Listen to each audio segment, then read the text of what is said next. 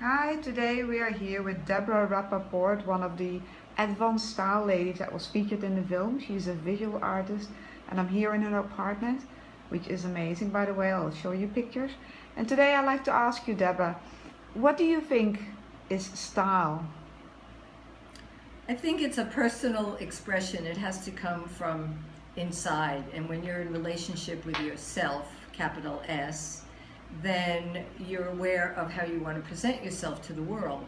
And it can be simple, it can be over the top, it could be anything that works for you, because the first thing we do in the morning is dress ourselves. And then we're going to go out in the world and how do we want to be seen.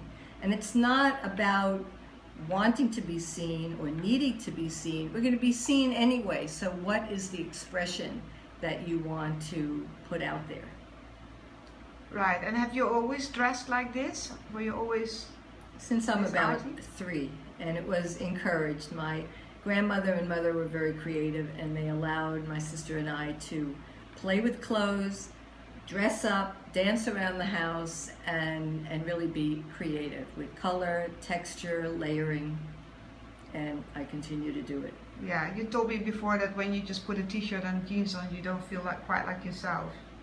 I feel like I'm confined and constricted, and a t-shirt to me is the ugliest garment ever made because the neckline is constricted, the sleeve is cutting off at the worst place, and it just doesn't say anything, and it's not flattering in any way.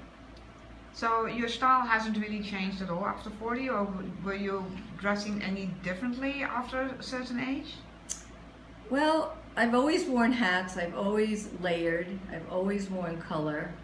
So it's probably changed somewhat, but the elements remain the same.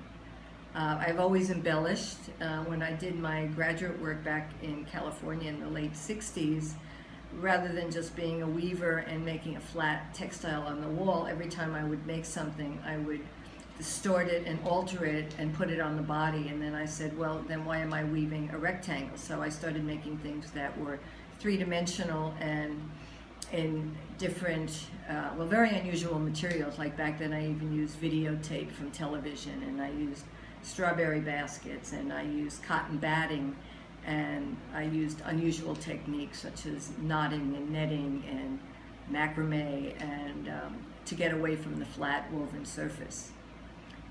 And so they were like environments on the body. They were beyond clothing. This was even before wearable art. Right. And how do you think the style will develop over the coming years? Oh, I hope I'll get more eccentric and more flamboyant and incorporate all the things that are important to me. You know, the comfort, the variety, eccentricity, layering, and whatever feels right at that age. What would your tips be for other women who like to step a little bit out of their comfort zone and maybe embrace a little bit more color, or maybe even a hat? Well, then definitely start with a hat. Whatever feels comfortable. I know most people like a fedora because it's a standard hat, and that's fine, but maybe get it in color, maybe change the ribbon, maybe add an embellishment. Of course, scarves and gloves are always a great embellishment, but then instead of wearing one scarf, wear 2 or 3, and wear necklaces on top of the scarf. Just look in the mirror and decide how you feel, not only how you look, but how you feel. And push it a little bit each day. And if one day you kind of go over the top and you feel like a clown, well, then the next day take the red nose off and be a little bit more conservative. But it's not permanent, so why not play and check it out and see what happens, you know? Great tips, Debra.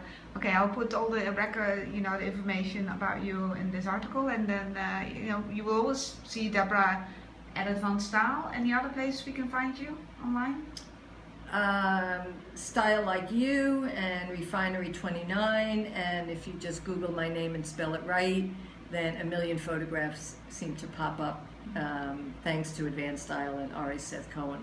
Yeah, okay. Thank you so much, Debra. You're very welcome. My pleasure.